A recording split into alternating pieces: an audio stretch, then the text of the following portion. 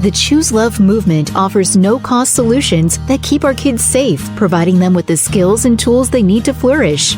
Join us in our mission to create the world we want to live in, one that's connected and compassionate. Check us out at chooselovemovement.org.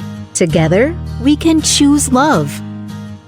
Hey everyone, my name is Scarlett Lewis. I'm the founder of the Choose Love movement. Welcome to the Choose Love podcast, where we have really interesting conversations. We all have a choice every day of choosing love over fear, and it looks different for each individual, but it's always a challenge, and it's always the strongest response to choose love. So today we have a very special guest. His name is Casey Secor. He is the CEO and senior staff attorney for Suzerain Capital Defense. I met Casey while he was working on the Parkland shooting trial last year. This event, on this unfortunate shooting massacre, occurred at Marjorie Stoneman Douglas High School in Parkland, Florida, where 19-year-old Nicholas Cruz, an expelled former student, came back to the school and killed 17 people and injured 17 others. This was on Valentine's Day, February 14th, 2018. And Casey was on his defense team, which I'm sure you have questions about, and we're going to talk about. Casey's firm, Suzerain, is a nonprofit working to support and defend indigent individuals facing death penalty prosecution. They combat inequality in death penalty cases in 4 ways: direct representation, public defender support, case consultations, and law student education. Casey himself has been involved in the defense of indigent defendants facing the death penalty in Florida, South Carolina, and Louisiana. He's a graduate of the National Criminal Defense College, the Santa Fe Death Penalty College, and the Trial Lawyers College, and serves as faculty for the National College of Capital Voir Dire. Casey, welcome to the Choose Love podcast. Well, thank you so much for having me. It's a real pleasure to be here with you. Absolutely. So I am going to ask, I want to get the background of who you are and why you became who you are today. I mean, why you're doing what you're doing. You have to have, I would think, some kind of story to be in the seat that you are with your focus, just as I do with Choose Love. Do you want to give a little introduction to yourself?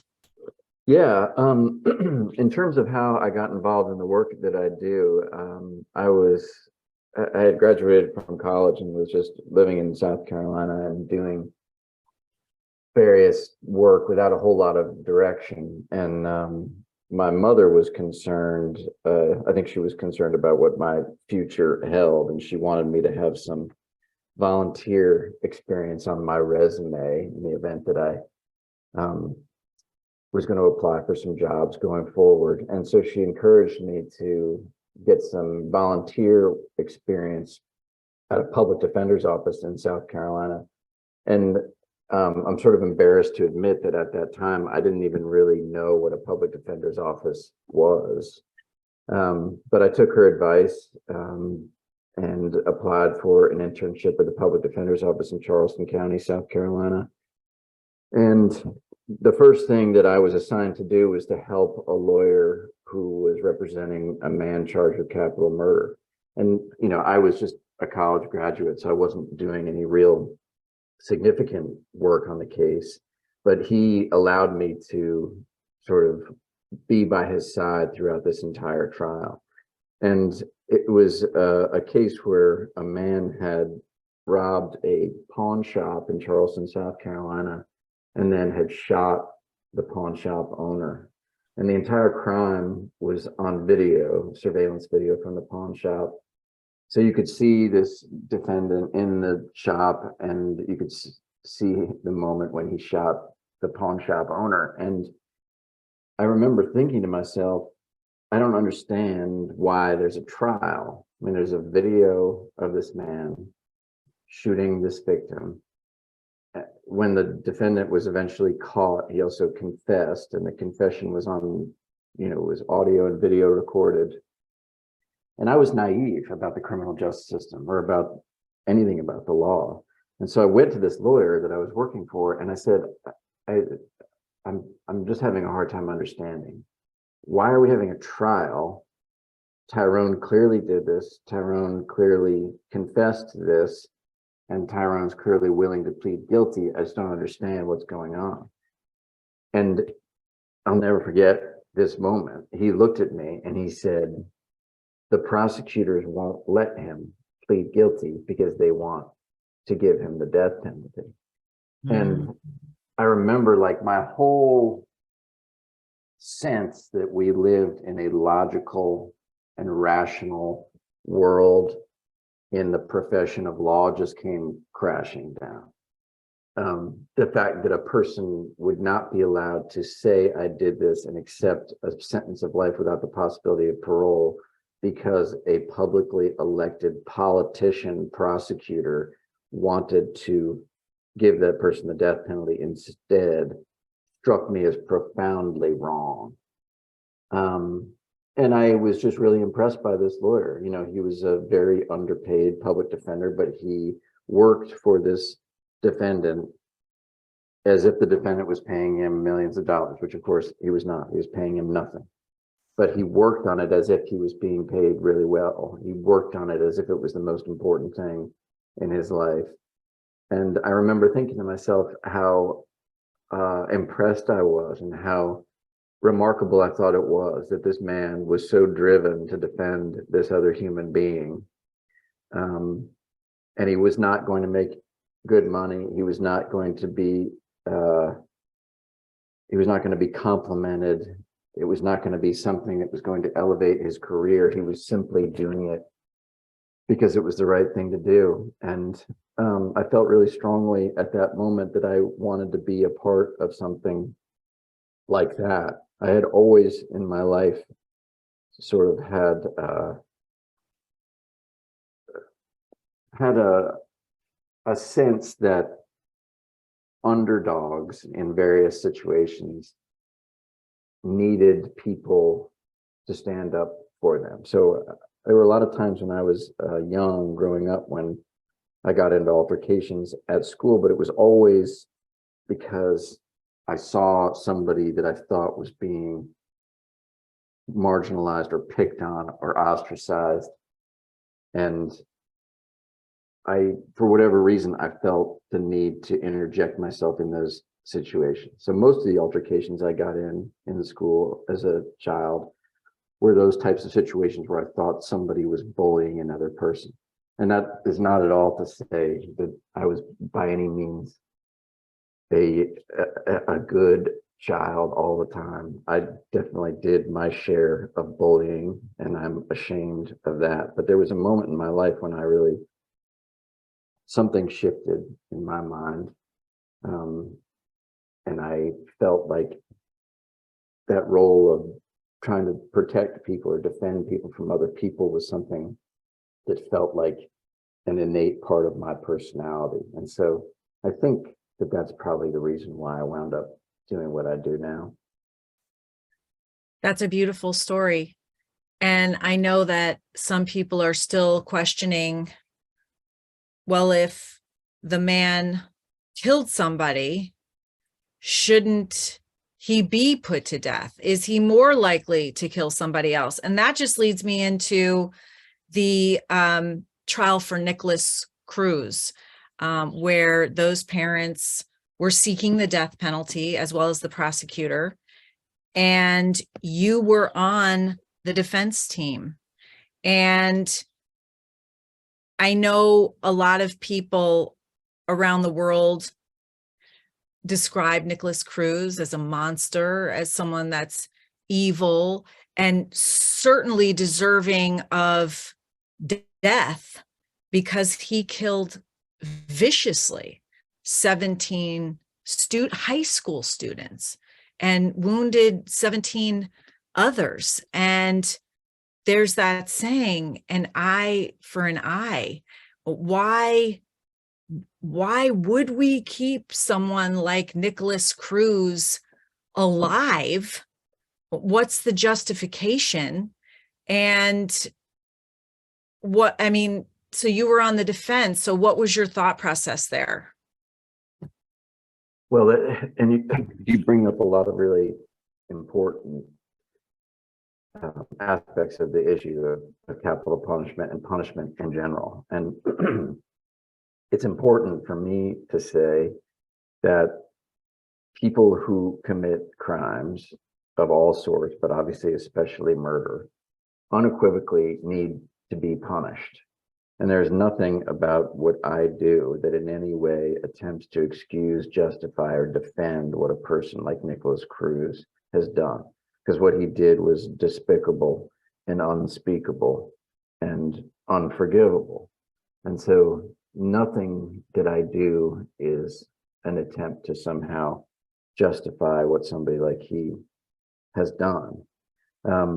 In a capital case, there are only two options. The person's either going to go to prison for the rest of their life imprisonment without the possibility of parole, or the death penalty. So in a lot of ways, the punishments are similar in that you go to prison until you die. The difference being, with the death penalty, you'll be actually executed. Life in prison, you'll ultimately die of natural causes, or you will be killed by another inmate, which does happen. So in a situation like Nick's, and in all capital cases that I've been involved in, the crux of what I am doing is trying to show the entirety of this human being. Now, the crime that somebody like Nick commits is catastrophic and huge and horrific, and it is going to largely dictate what happens to Nick for the rest of his life. But the law requires that a jury who is considering the punishment for somebody like Nicholas Cruz take into consideration two things, and they are 50-50 in terms of the importance to a juror's decision-making process. 50% of that decision-making process is based on the crime, what the person did, and the various horrific aspects of that crime. The other 50% of the equation for punishment is what is called mitigation. That's the word that the law uses to essentially say, this is the life story, background, and character, and life and family history of this guilty murderer. And so the question is for a juror, based on 50% of the equation being the crime and 50% of the equation being the background of this guilty murderer, what is the appropriate punishment based on the juror's own individual moral determination? That is what the law requires a juror to use to make this determination. So that mitigation evidence, or the background and character and life history of the guilty murderer, has to do with literally everything about them. Everything from even before they were born. So we look at records pertaining to prenatal visits by the person's mother, and then everything from the time the child is born all the way up until the date of the offense. So medical records, school records, mental health records, anything you can possibly imagine. And we try to speak to every single person that ever had any contact with our clients, like coaches and teachers and pastors and friends and relatives and neighbors, and anything you can possibly imagine, in order to paint an entire picture of who this guilty murderer is, because the prosecution wants a jury to just make a decision based on the crime and the crime alone. And it is our job to say, no, the crime is very important and very significant, but it is 50% of the equation. The other 50% of the equation is, who is this guilty murderer? And that is the job of the defense in any capital case, to sort of fill in all the pieces of this puzzle so that the jury can see this guilty murderer as not only a guilty murderer, but also a terribly damaged and flawed human being. So it's sort of like we sort of endeavor to investigate the person's life history the same way you would if you were going to write a biography on somebody. Every single thing you can possibly imagine, because you never know what's going to be important to one juror or another juror. And so in Nick's case, he needed to be punished, and there was no question that he was going to be punished. And so he pled guilty based on our recommendation to him, because we did not have a defense to the murderers, the 17 murders and the 17 attempted murders. Do you think that Nick, I just want to ask, do you think that he felt guilty? Do you think, I mean, did he want to take responsibility? You said based on our recommendation, but is this something that he wanted to do? Absolutely. He wanted to accept responsibility from day one, which is what, the defense offered very early on in the case. I think he'd been in jail for only maybe 2 or 3 days when the defense initially made the offer for him to plead guilty. But again, the prosecution, and they have their reasons, and they have reasons that I'm sure that I don't fully understand, but they chose to leverage millions and millions of dollars in an attempt to get the death penalty for him. And obviously that was in part decided in consultation with the victim's family members. And I obviously in no way condemn anybody based on how they feel about what should have happened to Nick. Family members are entitled to be absolutely infuriated and enraged and to want vengeance. I don't blame them for that at all. That's a very natural human response to losing a beloved child or spouse or any family member. So I can understand that desire on their behalf, but the law in this country, thank goodness, requires that the voice on behalf of a guilty murderer be just as strong as the voice on behalf of the prosecution. It's the only way for these cases to be resolved in a way that the law deems satisfactory or appropriate, is you have to have a strong voice from both sides. Because if one side's voice is overpowering, then the other voice gets lost, and a jury would just make a decision based on the position of one side or the other. But there has to be a very vigorous debate about these issues in front of a jury, and then the jurors have to decide based on their own individual moral determination, their own walk in life, their own sense of justice. What are the most important things that I have heard?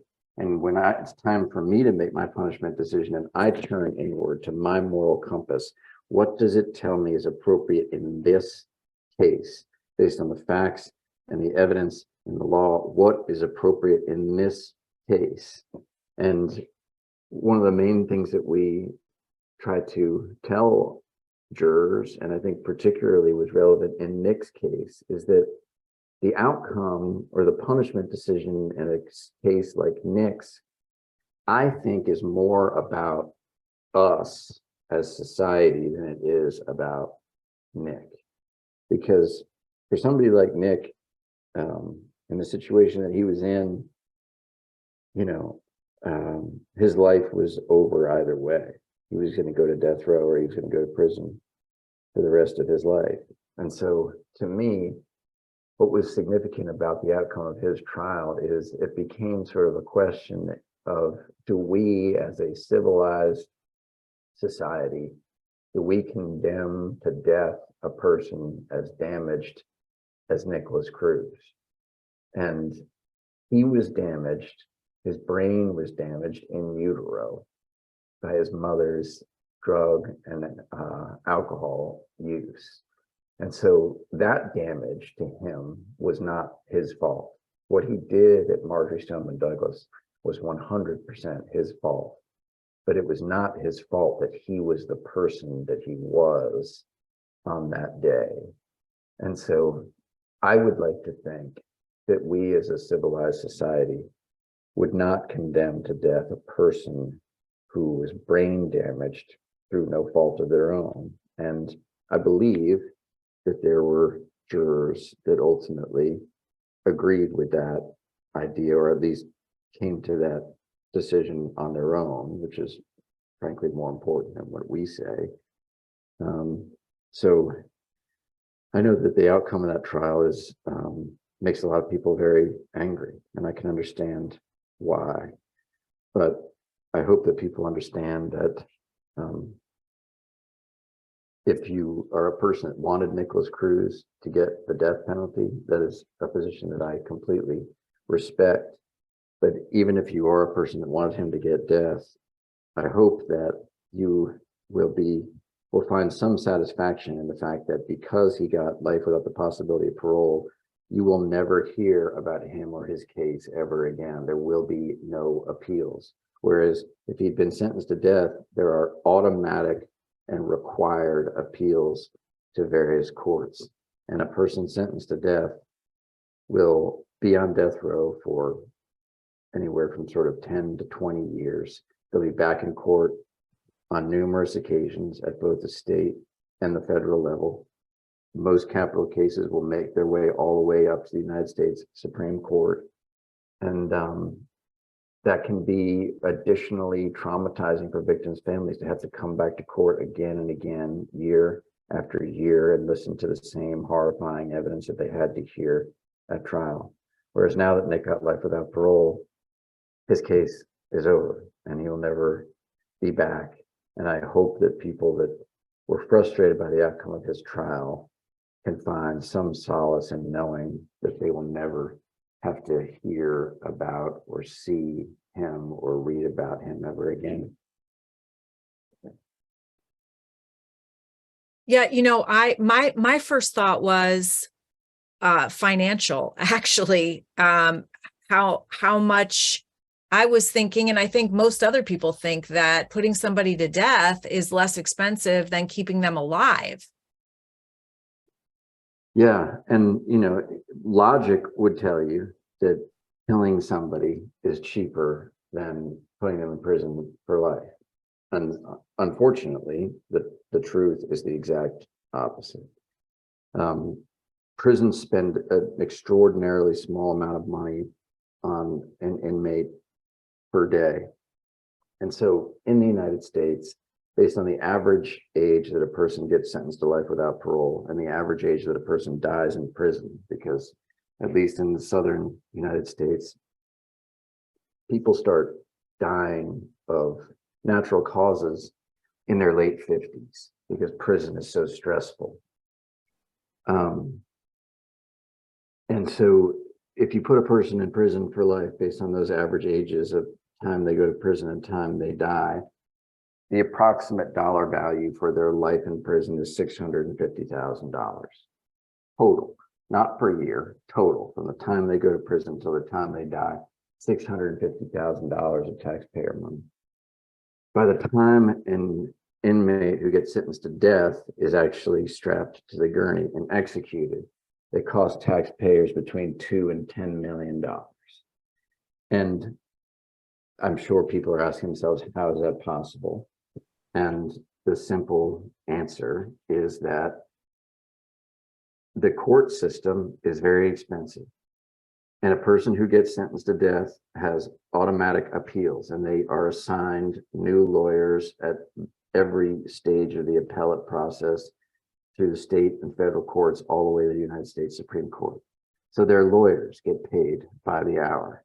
There have to be prosecutors from the Attorney General's office at the state level and federal prosecutors to handle the case all the way through the appellate process. Those lawyers have salaries that need to be paid. Every judge that a case comes before is being paid taxpayer dollars for his or her salary. That judge has to be paid. The courthouse staff that have to be in the courtroom every single time a death sentenced inmate comes back to court for some sort of hearing, all those people in the courtroom are being paid. That includes the stenographer, the judge's clerk, the bailiffs, the sheriff's deputies, all kinds of security personnel, the transportation officers from the jail or prison where the defendant is being held, not to mention the correctional officers that work in the facility where the inmate is housed. Death row is different from general population in a prison. On death row, inmates have a cell by themselves, and there are greater security levels on death row. People come out of their cells, they have to be shackled and escorted by correctional officers. So there are a lot of correctional officers that handle the relatively fewer number of people that are on death row, as opposed to the number of correctional officers that handle inmates in general population. So it's very, very expensive for a person to ultimately get executed, because the legal process is very, very expensive. And that's why a sentence of life without the possibility of parole is actually exponentially more expensive than, a sentence of death is exponentially more expensive than a sentence of life without the possibility of parole. So it's very counterintuitive, but it is the truth. Fascinating. And I was surprised. I want to go back to something that you said. You said that it wasn't Nicholas's fault that he was born with, and he was marinating in drugs and alcohol for 9 months before he was born, which damaged his brain right from the beginning. He actually was born with fetal alcohol syndrome disorder. This is something that Kate O'Shea, who was the mitigation specialist on the trial, told us in a previous Choose Love podcast. Interesting. So no one can argue that it wasn't his fault that he was born with fetal alcohol syndrome and brain damage from the very beginning. And everyone knew that, or came to know it, didn't they, during his life? And he was given some special services, but clearly not enough. Then you went in to say, it's not his fault who he was on that day. And I think that that's interesting, because he is responsible for his actions, but who he was on that day led him to doing the damage that he did. And I think, I want to just talk about this for a minute, because that's where Suzerain Capital and Choose Love connects. Because in my mind, and it's why I reached out to you all, because I believe that had he been given some essential life skills, had he been given what he needed to address his special needs, but above that also emotional management, responsible decision making, relationship skills. I mean, every aspect of this, I think about Nicholas Cruz and I see from what I know where he was lacking in all of these areas. He didn't know how to have healthy relationships. He didn't have healthy relationships with his friends. He didn't know how to get positive attention, which we all need.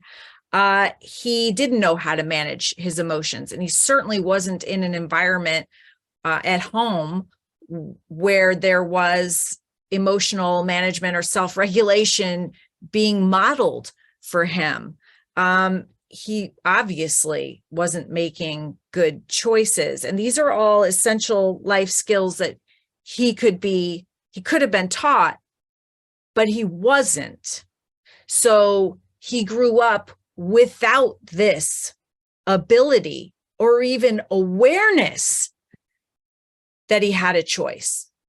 And this reality is what led me into prisons myself for the past 10 years to speak with prisoners who didn't realize they had a choice. And that sounds ridiculous to us, but it's true. And I'm talking about a base level choice between love and fear. And they live their lives hurt and angry, not knowing how to manage that pain. And so that pain led to what they did.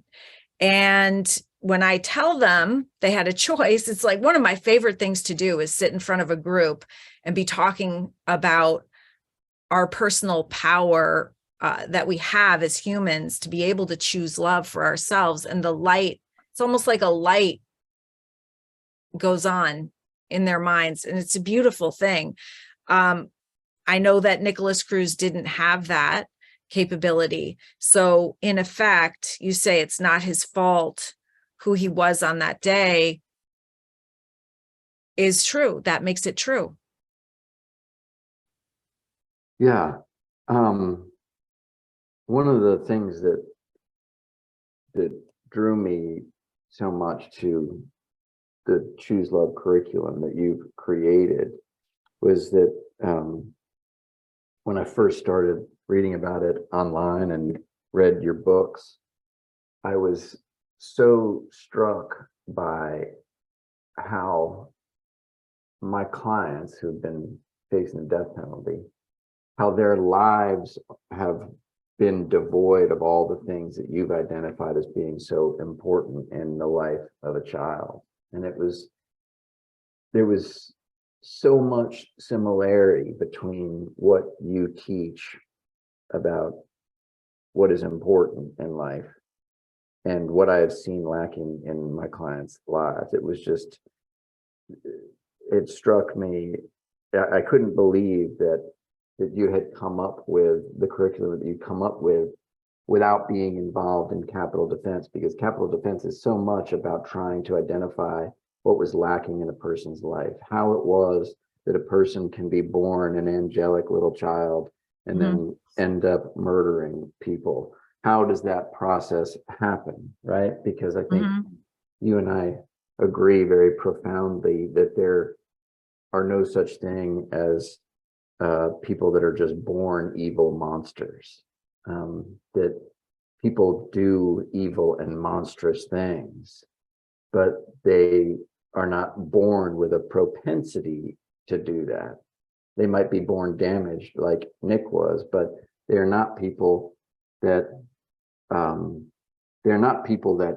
receive love and compassion and then still go on to murder people. That I've never come across a situation where I had a client who had a life in which he was surrounded by nurturing and healing and love and went on to murder people. It does not happen.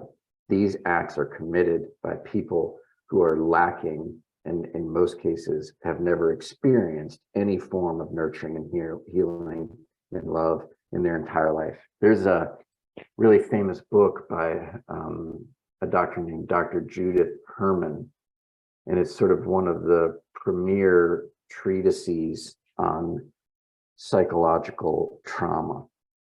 And the book is called Trauma and Recovery. And the first half is about trauma, and the second half is about recovery. And it's the most important book that I've ever read in terms of understanding the effects of psychological trauma on a person.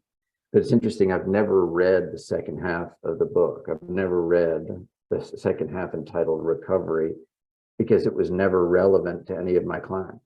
They had never been in a position where they had the opportunity to recover from the psychological trauma that they suffered. They have just had the trauma, and they have never had anybody intervene on their behalf to try to get them to recover. So I learned a ton from that book, and so much of that book is reflected in what Choose Love teaches in terms of trying to avoid or minimize the effects of that trauma. Choose Love is so on point in terms of what a person needs, even if you are traumatized. How do you get beyond that? Not that you can ever get beyond trauma, but how do you get past it and move on in a healthy way despite having been traumatized? And for Nick, no one ever knew that he had fetal alcohol spectrum disorder until after he murdered 17 people. Okay. That diagnosis came through our work on his case. But one thing that I want to point out that is relevant to what you said earlier is there were people that suspected that that's what he had throughout his life from the time that he was a child. I think maybe the first time there was some reference in some records to somebody making an inquiry about the possibility that he was exposed to drugs or alcohol in utero. I think he was under 5 years of age. So there was people that, based on his physical appearance, his outrageous behavior, his strange reclusive behaviors, his inability to get along with other children, his explosive outbursts at school, which just escalated as he got older and older. There were people that very much suspected that that's what was wrong with him. One of the problems to Nick having effective interventions in his life, which never happened because no one ever knew the cause of his troubles. But the biggest hurdle to that is that his adoptive mother did not tell people what she knew about Nick's in utero experience. His adoptive mother knew that Nick's biological mother was a drug addict, because when she was pregnant with Nick, she was in a drug rehab facility, court ordered to be there as a consequence of an arrest for crack possession.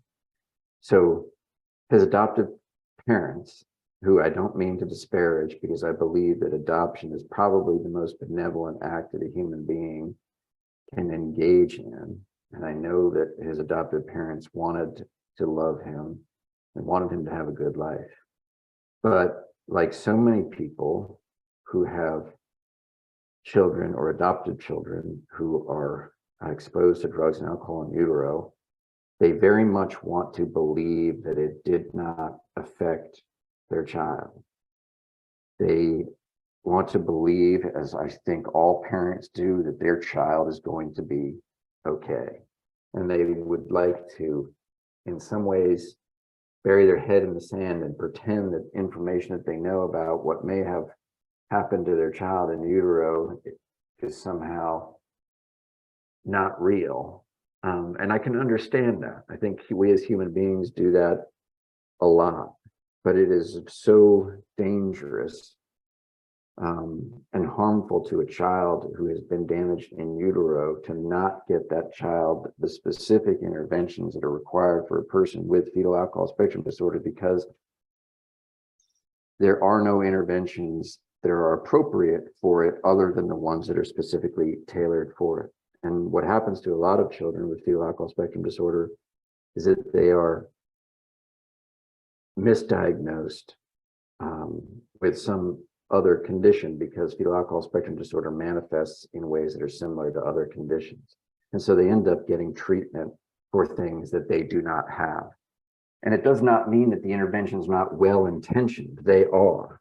But if you think about an analogy that I think about sometimes is that if I have AIDS and a person diagnoses me as having cancer and gives me the best cancer treatment in the entire world, they could be the best doctor in the world. They could be doing everything that they need to be doing. But if I've got AIDS, the best cancer treatment in the world is not going to do me any good. Mm-hmm. And so the accurate and early diagnosis is the single most important thing for a child with fetal alcohol spectrum disorder. And it never happened in Nick's case. And one of the main reasons it never happened is because his adoptive mother told doctors that he was not exposed to drugs and alcohol in utero. And she is deceased, and I don't mean to speak negatively of her, but those were lies. Mm-hmm. She knew that Nick was exposed to drugs and alcohol in utero, and she just didn't want it to be true. And so when doctors or mental health professionals said to her, "Is there any chance that this child was exposed to drugs and alcohol in utero because his behavior is indicative of it?" she would say, "No. He had a perfectly normal birth, and his pregnancy was perfectly normal." Some people she even said that he was her biological child. She didn't even say that he was adopted. So it's very sad, but that is sort of why I say that he is not at fault for who he is. As you said, he is 100% at fault for what he did and will be held accountable for that for the rest of his life. But I think we would all agree that a person has absolutely no ability to affect the way they are when they are born. There is nothing that I think you have less control over than what happens to you in utero. And when you are growing in the womb of a drug and alcohol addicted woman who is prostituting herself and who is homeless and who is eating very poorly and not taking prenatal vitamins and smoking cigarettes and living a very hard and stressful life that involves violence being perpetrated upon her by other people, it's really a recipe for disaster for the baby that's growing inside of her.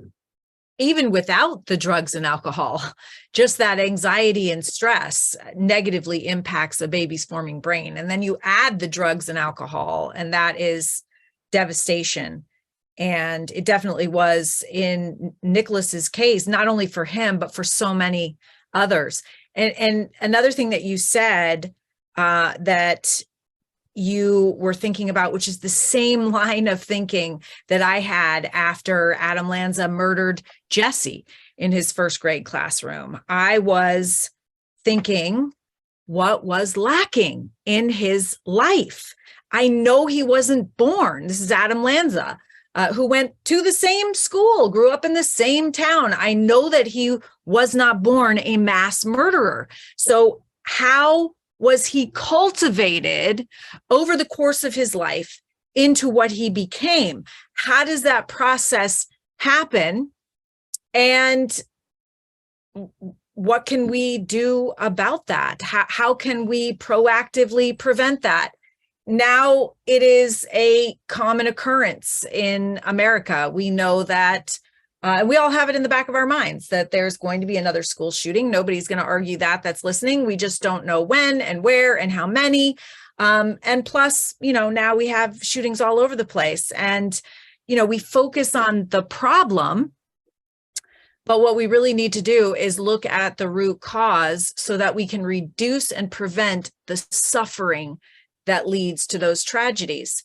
And that's what Choose Love is. And that's how we met, with that similar line of thinking and going to the root cause of tragedy. And so I love the fact that Casey and I just had an event at one of the biggest law firms in Washington, D.C., where we talked about our partnership. And, we launched a Choose Love for Prison program in New Hampshire. We've had several graduations. It's been incredibly successful.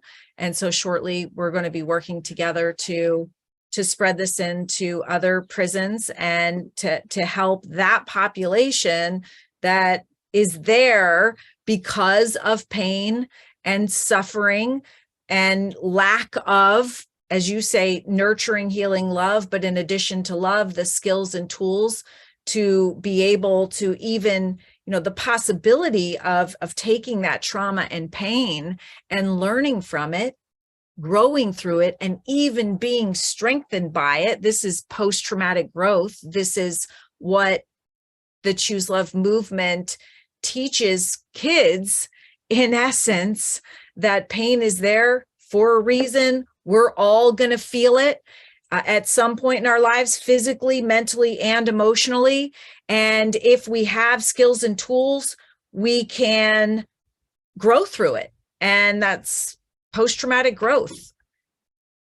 And I love meeting gang members in prison and people that, everyone has a story why they're there. And it's one of tremendous pain and suffering. And then they go to spread that, to pass that along in their behavior because they don't know how to manage it. And And it all can be prevented. It all can be prevented with skills and tools and nurturing, healing, love. And it's that nurturing, healing, love piece that is, it's certainly, none of it is easy, but certainly the path to reducing and preventing is simple, not easy, but we can do it.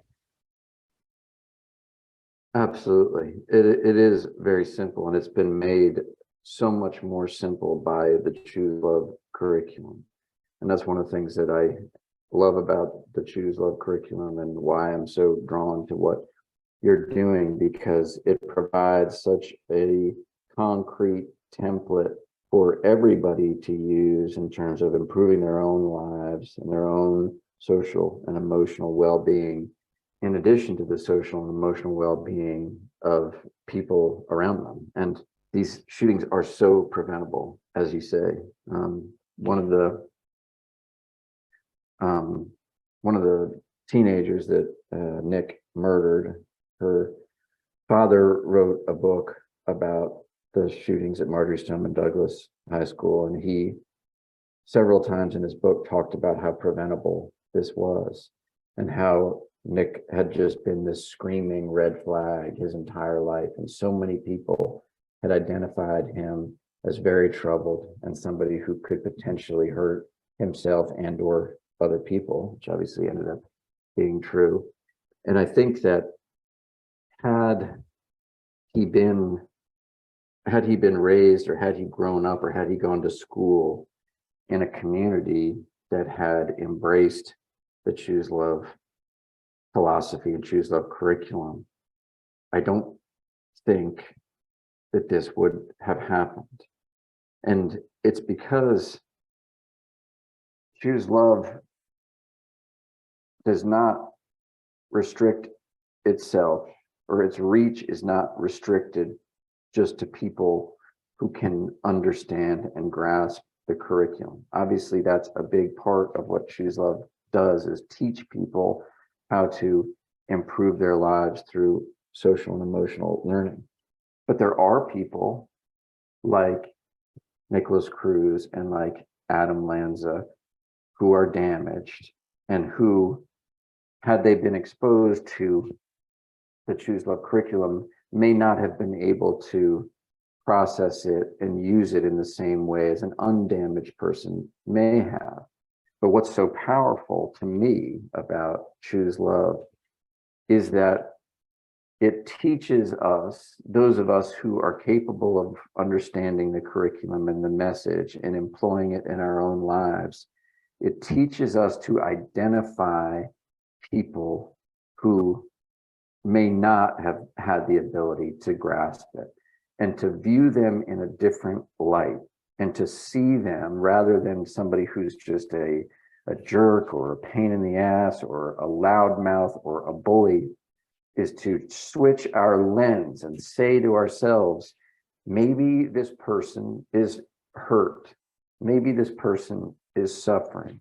Maybe this person has been traumatized. Maybe what they're doing is a manifestation of that trauma. And what can I do as a person who believes in the Choose Love curriculum, the Choose Love philosophy, and believes in the importance of nurturing and healing and love?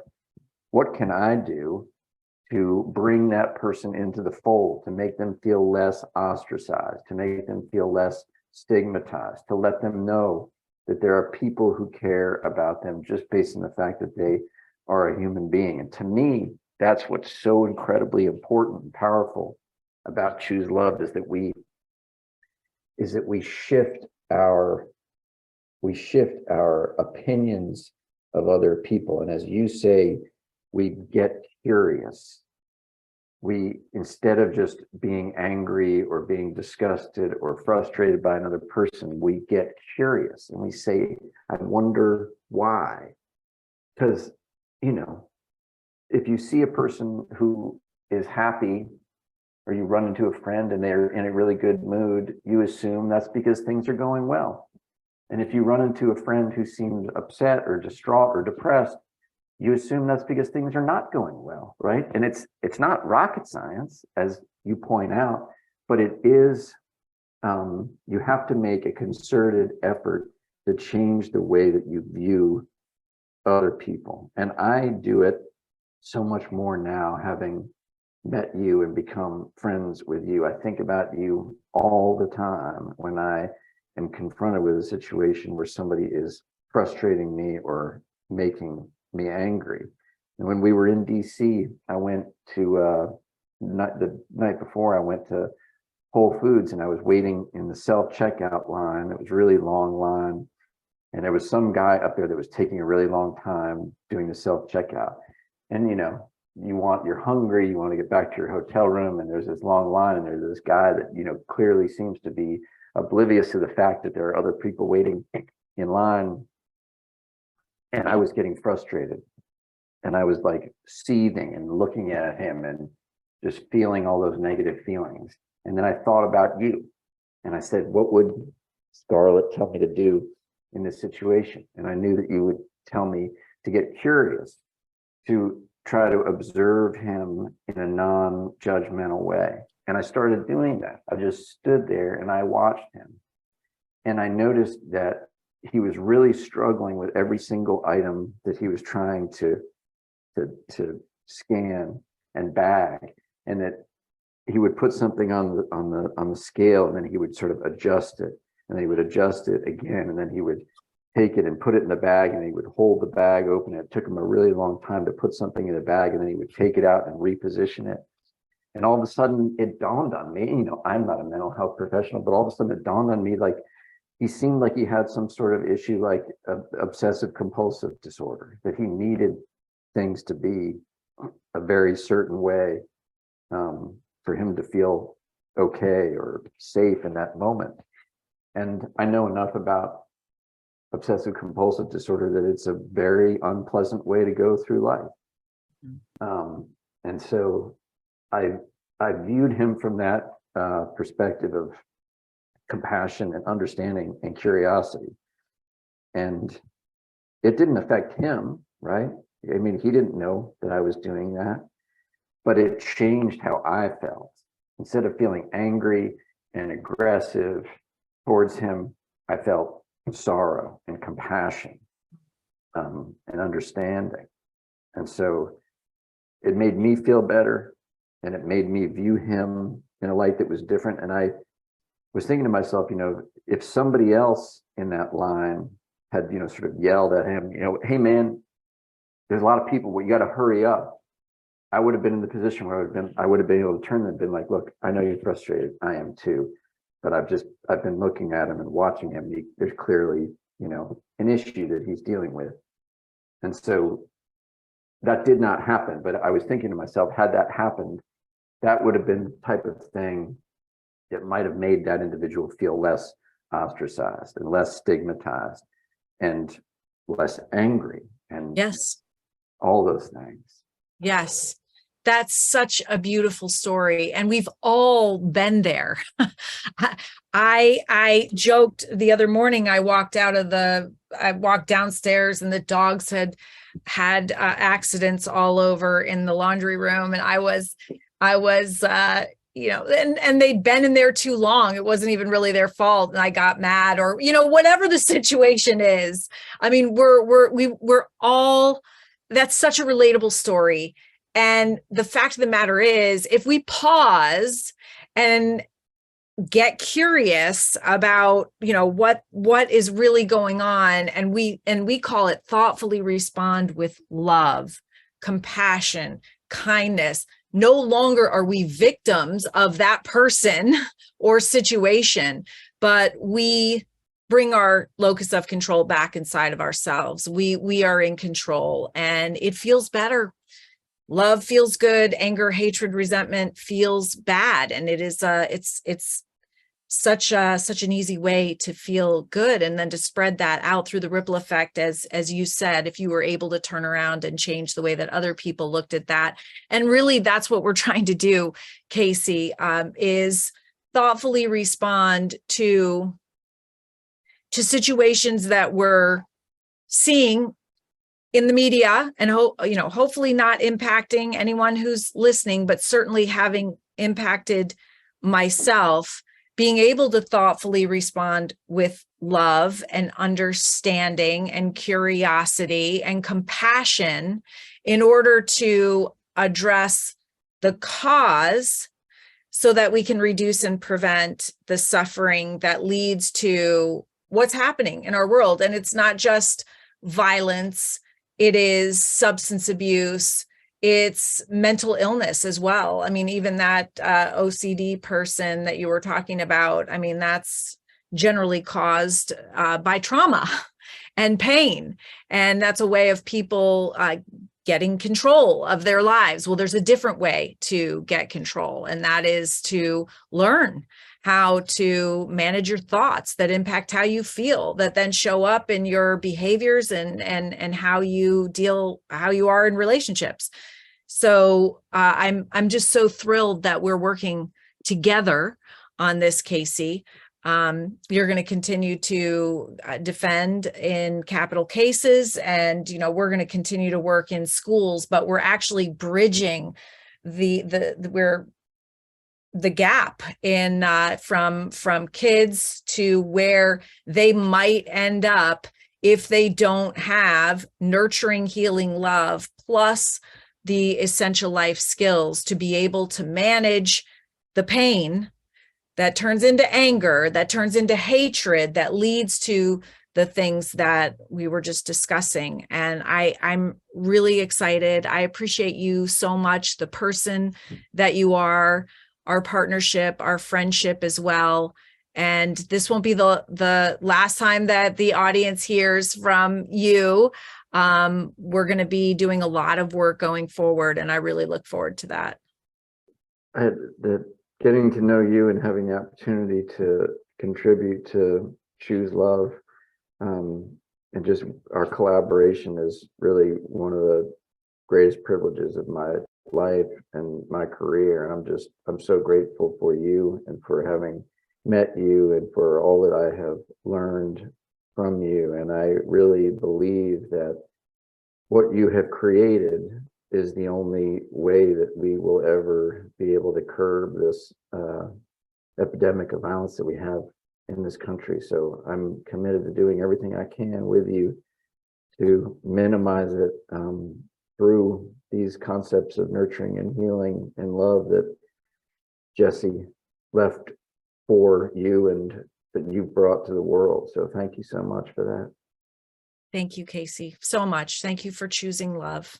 And thank you all, everyone who's listening, for helping to spread the message. Please take this podcast and forward it to your friends and family. Post it on your social media so we can get the word out. This is how Choose Love spreads. It's from individual to individual. It's by word of mouth. It's you and me doing the right thing. And I just appreciate everyone, and especially you today, Casey. Thank you so much. Thank you. Hey, hey, oh. It's all part of us. We can all choose love. It'll lift you up if you let it in. Let